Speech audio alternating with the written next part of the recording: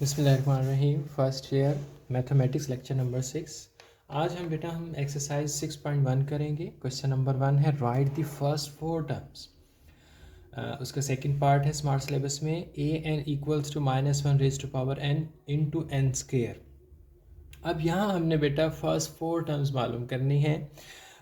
Last lecture में मैंने आपको बताया था कि जनरल टर्म से आप पूरी सीक्वेंस फाइंड कर सकते हैं। तो ये आपको जितने भी क्वेश्चन नंबर 1 में दिए गए हैं वो सारी किसी भी सीक्वेंस की जनरल टर्म गिवन है, उससे आप सीक्वेंस फाइंड कर सकते हैं। पहली 4 टाइम टर्म फाइंड कर लें, 5 कर लें, 10 कर लें, जितनी मर्ज़ी कर लें, वो आपकी मर्ज़ी है, लेकिन हमने फ़िलहाल 4 ही टर्म्स फाइंड करनी है।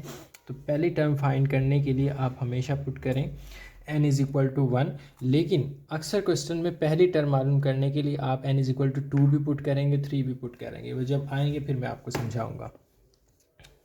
For first term put n is equal to 1। जहाँ जहाँ n है वहाँ आपने 1 पुट कर देना है।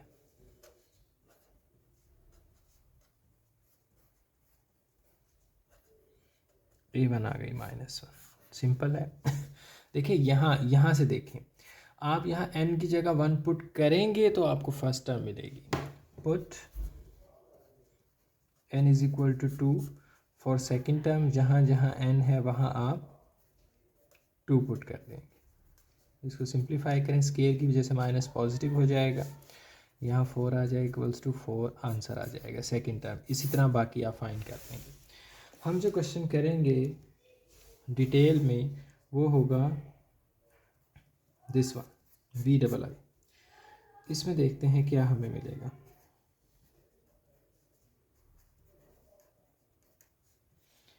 ये पूरी एक आपको सीक्वेंस की जनरल टर्म भी गिवन है और उसकी पहली टर्म भी गिवन है।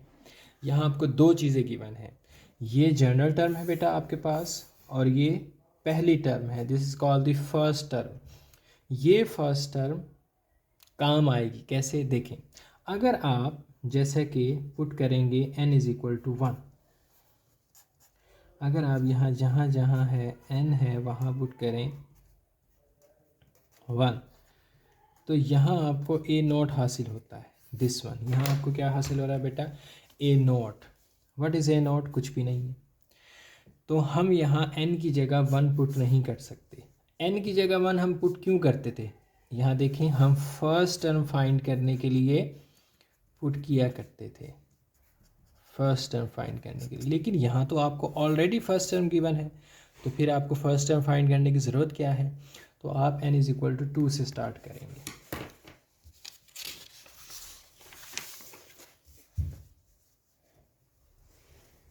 Put n is equal to 2, ये वाला आप प्रोसेस नहीं करेंगे। जहाँ जहाँ n है इसमें वहाँ आप पुट करेंगे 2।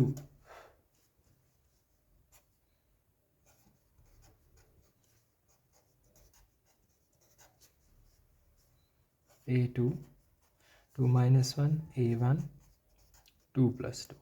देखिए जब हमने 2 पुट किया तो A1 आ गया। यहाँ A1 इसलिए ही आपको गिवन है कि यहाँ आप A1 की वैल्यू पुट करें और आपको A2 मिल जाए।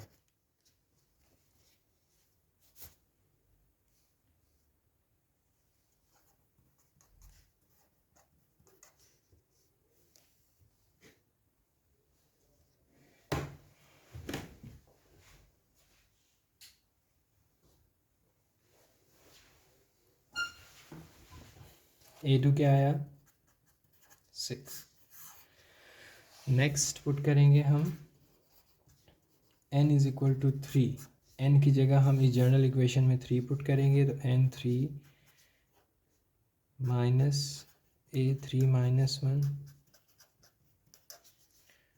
A3 A2 3 + 2। अब देखें यहाँ A2 हम ऑलरेडी फाइंड कर चुके हैं, वो यहाँ हम पुट करेंगे।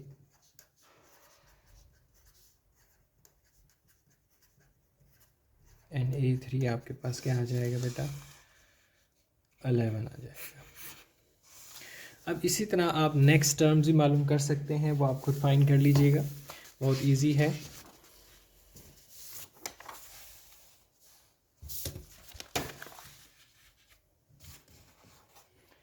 बाकी क्वेश्चन होपफुल आप कर लेंगे।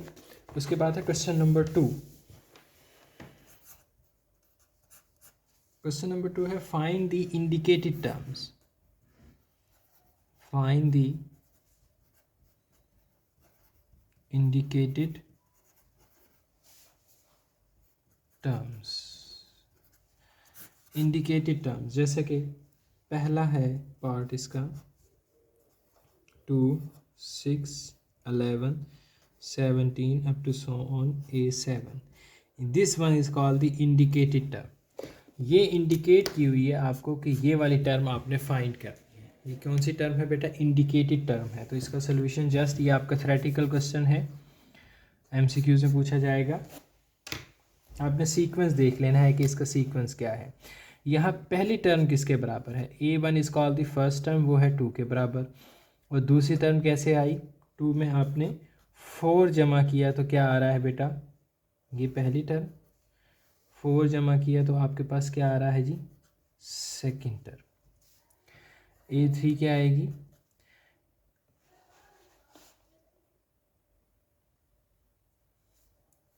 6 में आपने 5 जमा कर रहे हैं तो 11 आ रहा है। A4 आएगी। 11 में आप 6 जमा कर रहे हैं तो 17 आ रहा है। देखिए यहाँ 4 जमा किया, यहाँ 5 जमा किया, यहाँ 6 जमा करेंगे, फिर 7 जमा करेंगे, फिर 8 जमा करेंगे, फिर 9 जमा करेंगे। इस तरह देखें, यहाँ देखिए मैं इसको इंडिकेट भी कर देता हूँ बेटा।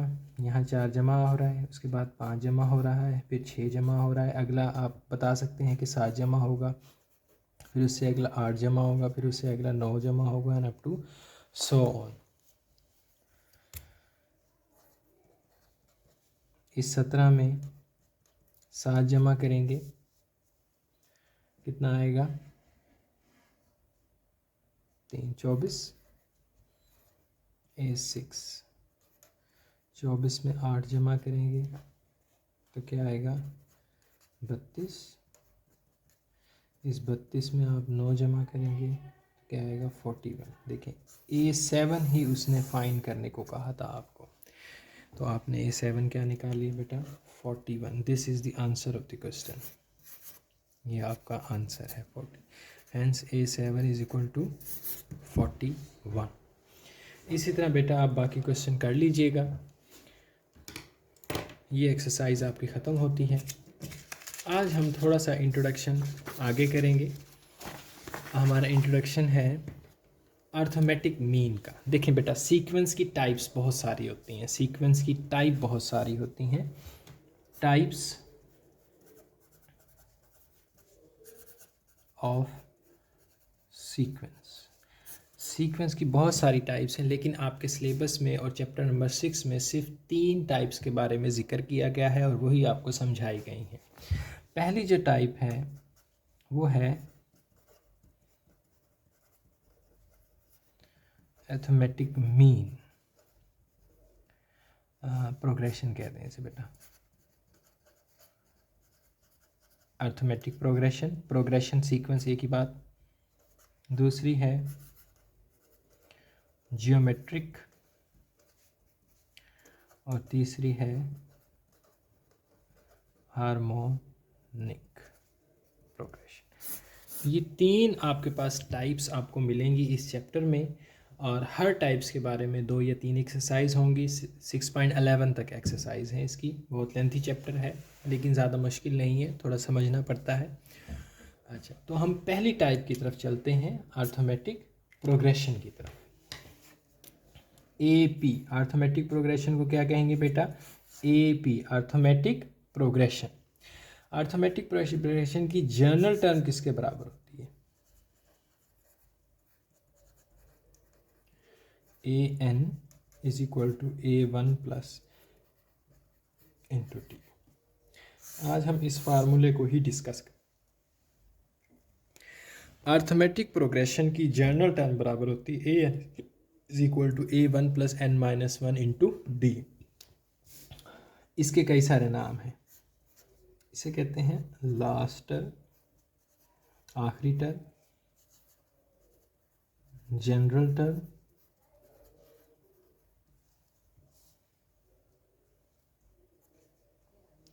और nth टर्म, ये आपको मालूम है, इसे कहते हैं first term, number of term, और ये होगा कॉमन डिफरेंस।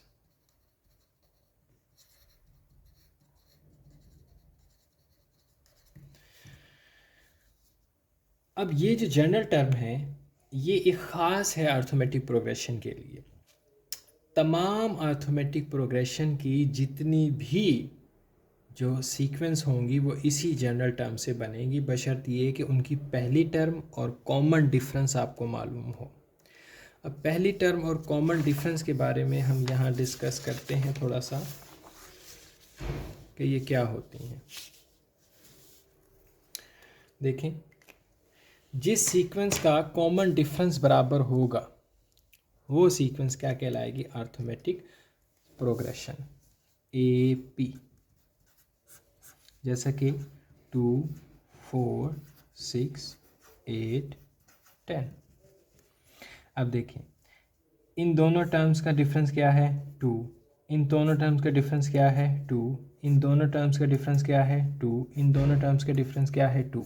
तो ये कॉमन डिफरेंस कहलाता है और ये थ्रू आउट द सीक्वेंस बराबर रहेगा, तो इसे क्या कहेंगे हम? अर्थमेटिक प्रोग्रेशन, यानी AP।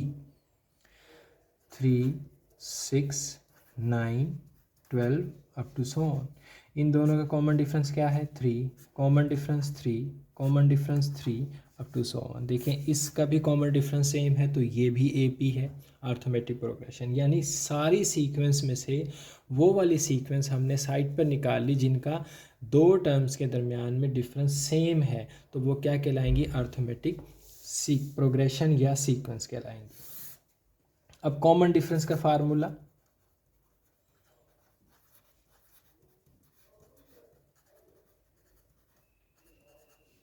D कहते हैं। D बराबर होता है second term minus first term, third term minus second term, fourth term minus third term, fifth term minus fourth term, six term minus fifth term up to so on. यानी हर अगली term में से, देखिए A2 अगली है, A1 पिछली, हर अगली टर्म में से पिछली टर्म को माइनस करेंगे तो कॉमन डिफरेंस आएगा। A3 अगली टर्म होती है, A2 पिछली टर्म होती है, हर अगली टर्म में से पिछली टर्म उससे बैक वाली माइनस करेंगे तो आपको कॉमन डिफरेंस मिल जाएगा। अब इस एग्जांपल में से कॉमन डिफरेंस आप तलाश करें तो ये हमारे पास A1 है, A2 है, A3 है, A4 है, A5 है। तो कॉमन डिफरेंस क्या होगा? D is equal to A2 minus A1। A2 क्या है? 4, A1 क्या है? 2। जवाब क्या आया? 2। कॉमन डिफरेंस, अगर इन दोनों के दरमियान से कॉमन डिफरेंस पाएँ तो अगली टर्म ये है, पिछली टर्म ये है। A5 minus A4 is equal to 10 minus 8 equals to 2। अभी भी देखें वही कॉमन डिफरेंस, ये थ्रू आउट द सीक्वेंस ये कॉमन डिफरेंस सेम चलेगा तो ही अर्थमेटिक प्रोग्रेशन कहलाएगी, वरना ये अर्थमेटिक प्रोग्रेशन नहीं कहलाएगी। नेक्स्ट लेक्चर में हम मज़ीद डिस्कस करेंगे 6.2 को और अर्थमेटिक प्रोग्रेशन को। अल्लाह हाफ़िज़।